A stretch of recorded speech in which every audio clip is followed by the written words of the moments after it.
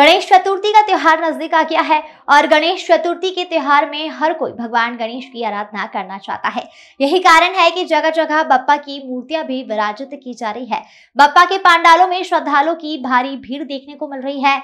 जब घर में बप्पा को विराजमान करने की बात आती है तो लोगों द्वारा बप्पा की चांदी की मूर्तियां काफी पसंद की जा रही है।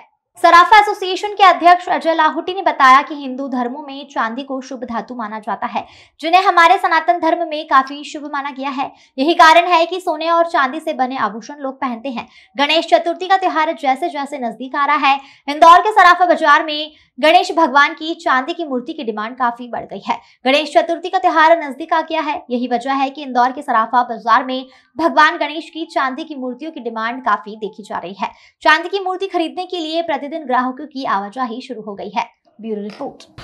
चांदी की कितनी मूर्तियां गणेश जी बनेंगी? चांदी की अगर चर्चा अपन करें तो चांदी की अगर सराफा बाजार में करें तो उसकी हजारों की संख्या में मूर्तियां बनी हुई है। और चूँकि क्या होता, गणेश जी तो सिद्धि विनायक गणेश जी हैंगे।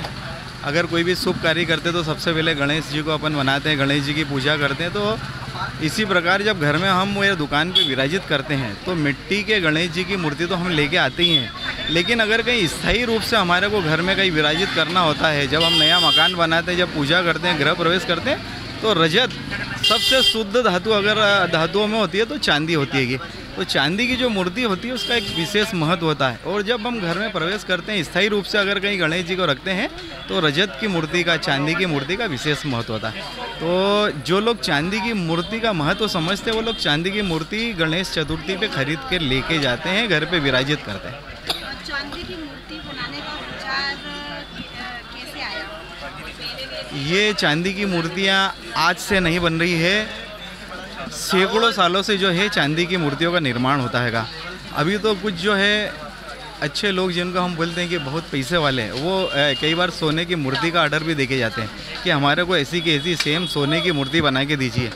तो ये एक श्रद्धा की बात है कि चांदी की मूर्ति आज से नहीं, सैकड़ों हजारों सालों से बनती आ रही है। जब से ये चांदी चली है और मूर्ति का जब भी हुआ, जब भगवान हैंगे तो सारे भगवान के साथ में गणेश जी तो सबसे पहले मनाने वाले देवता हैंगे, तो उनको तो सबसे पहले अपन विराजित करते हैं, उनको पहले मनाते। तो चांदी की मूर्ति गणेश जी की बहुत सालों से एक कारीगर जब एक मूर्ति बनाता है तो सिर्फ एक मूर्ति नहीं बनाता वो, हमारे क्या होता है उसके बनाने के एक सांचे होते हैं, ढालते हैं उसको। तो एक तरह की मूर्ति जो बनती है पूरे देश के अंदर जाती है, यहाँ तक कि विदेशों में भी जाती है। तो एक अगर प्रकार की मूर्ति बनती है तो सैकड़ों हजारों की संख्या में एक मूर्ति का निर्माण होता है। वो एक बार में ढल जाती है, वो कारीगर उसको फिनिशिंग करता है, फिर उसका आगे आगे प्रोसीजर होता है, पॉलिश होता है, सब चीज़ें होती है।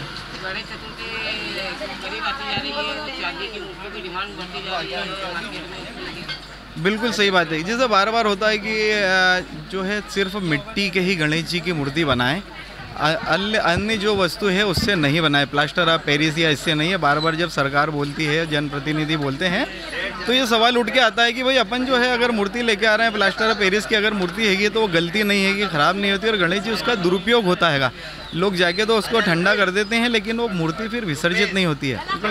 तो ऐसे चांदी की जो मूर्ति का महत्व हैगा तो है कि ये गलती नहीं है कि हमेशा विराजित रहती है, हमेशा पूजा करते हैं और अपने तो विघ्न विना रखेंगे हमेशा के लिए। अजय लाहौटी, प्रचार मंत्री, सराफा एसोसिएशन।